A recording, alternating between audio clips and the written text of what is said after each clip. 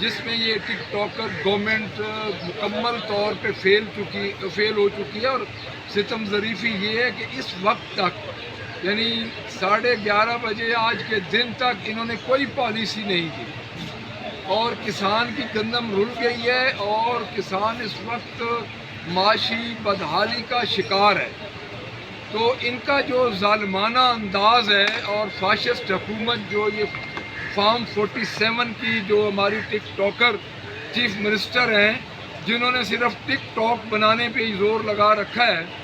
تو کل انہوں نے جو کام کیا ہے کسانوں کے ساتھ، اب پاکستان تحریک انصاف سے ان کو ایک اور حصے دار مل گئے ہیں ان کی پنجاب پولیس کو کہ پاکستان تحریک انصاف کے ورکرز، ان کے ریپرزنٹیٹیو، ان کے لیڈرز اور ان کے جتنے بھی ممبرز ہیں ان کے علاوہ اب کسانوں کو پکڑے. اب 2 دن ہو گئے ان کی پولیس کسانوں کے پیچھے. آپ نے کل مال روڈ پہ بھی ہمیں بات پہ پتہ چلا ہے چونکہ ہم پہلے ادھر سے ہو کے آگے تھے، وہاں پہ اس وقت ان پہ نہیں پہنچے تھے کہ انہوں نے کسانوں پہ جو ظلم کر رہے ہیں. اور ایک کسان بیچارے کی گندم باہر پڑی ہے اور پولیس ان کے گھروں میں گھس رہی ہے. تو ہم اپنی جماعت کی طرف سے، اپنی پارلیمنٹری پارٹی کی طرف سے بھرپور مذمت کرتے ہیں اور ہم اپنے کسان کے ساتھ کھڑے ہیں. دیکھیں ظلم یہ ہو رہا ہے کہ اب کل میں پڑھ رہا تھا کسی چینل میں کہ یہ کر یہ رہے ہیں کہ یہ جی سبسڈائز ہم کر رہے ہیں 400-500 روپیہ ایز پر گورنمنٹ پالیسی. اب ان کو چاہیے تو یہ تھا ان عقل کے اندھوں کو کہ آپ گورنمنٹ پالیسی بھی ساتھ وضع کریں. اب کسان کی گندم میں سے دن کتنے رہ گئے ہیں؟ آپ یہ سمجھیں کہ ہماری 60% گندم سٹاکسٹ لے چکے ہیں، مڈل مین نے گندم خرید لی ہے. اب جو دوسرا کام یہ کر رہے ہیں کہ ہم بارڈر کھولیں گے. اچھا جی، آپ جو انٹر پروونشل بارڈر کھول رہے ہیں اس کے مطابق آپ کیا کر رہے ہیں؟ آپ یہ مجھے بتائیں کہ آپ ایک چیز آپ دیکھ لیں کہ ہمارے پاس KPK میں تقریباً 6 لاکھ ٹن کی گنجائش بنتی ہے. کیا یہ حکومت اگر کسان کے ساتھ مخلص ہے کہ جو KPK کی حکومت نے پنجاب کے کسان کو یہ ریلیف دیا ہے کہ آپ ہمارے سے گندم اگر ہمیں بیچیں تو ہم آپ کی گندم خریدیں گے اور اپنے پروکیورمنٹ سینٹر پہ لے آئیں. ہم KPK کی گورنمنٹ سے بات کرنے کو تیار ہیں کیونکہ ہماری وہاں پہ گورنمنٹ ہے. ہم اپنے چیف منسٹر علی امین خان گنڈاپور صاحب سے بات کرتے ہیں اور ہمیں پوری امید ہے چونکہ وہ ایک عوامی حکومت ہے، وہ فارم 47 کی گورنمنٹ نہیں ہے.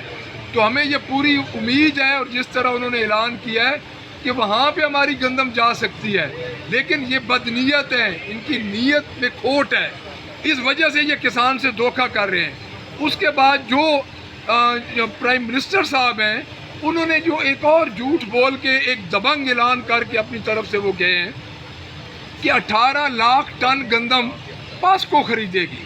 اچھا مجھے یہ بتائیں کہ پاسکو کا دائرہ کار کیا ہے؟ اس کو تو یہ بھی نہیں پتا.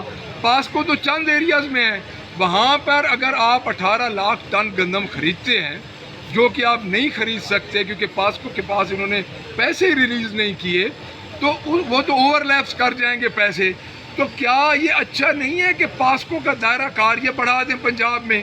پہلی بات یہ کہ یہ KPK گورنمنٹ کو اجازت دیں کہ KPK گورنمنٹ کو پنجاب کا کسان گندم دے. دوسری بات یہ کہ یہ پاسکو کا دائرہ کار بڑھائیں، تب کہیں جا کے کسان کا 60 to 70% گندم کسان کی نکلے گی. یہ اس لیے نہیں کریں گے کہ ان کی نیت میں کھوٹ ہے، یہ کر سکتے ہیں لیکن یہ کریں گے نہیں. اب انہوں نے طریقہ یہ کیا ہے کہ پہلی دفعہ ایک پرامن احتجاج کرنے کے لیے عام لوگ آ رہے ہیں، سول سوسائٹی کا ایک حصہ ہے وہ لوگ، وہ آ رہے ہیں. تو پہلی دفعہ یہ لوگ کر یہ رہے ہیں کہ ان پہ چھاپے مار رہے ہیں. ابھی آپ دیکھیں ستم ظریفی یہ ہے کہ ڈیرہ غازی خان کے پریس کلب میں یہ گھس گئے. وہاں پہ جو کسانوں کی پریس کانفرنس ہو رہی تھی، یہ جو بھی وہ کر رہے تھے ان کو پکڑنے یہ چلے گئے ہیں. دیکھیں بات یہ ہے کہ یہ کام زیادہ دیر نہیں چلے گا. یہ کس کس کو پابند سلاسل کریں گے، یہ کس کس کے گھر میں گھسیں گے؟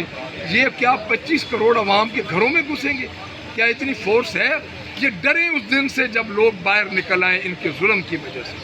دوسری بات ہمارے چیئرمین عمران خان اور ان کی مسز بشرا بی بی پہ جتنے یہ ظلم کر رہے ہیں اور بوگس مقدمات میں ان کو اندر رکھا ہوا ہے. سائفر کا جو کیس ہے وہ آلموسٹ اینڈ ہونے والا ہے. بشرا بی بی کا یہ کوئی کیس بتا نہیں رہے. ان کے متعلق کچھ بھی یہ ان کو جو تکلیف ہے، میں نے پچھلی دفعہ بھی یہ کہا ہے کہ شوکت خانم ہمارے پاس ایک بہترین پینل ہے.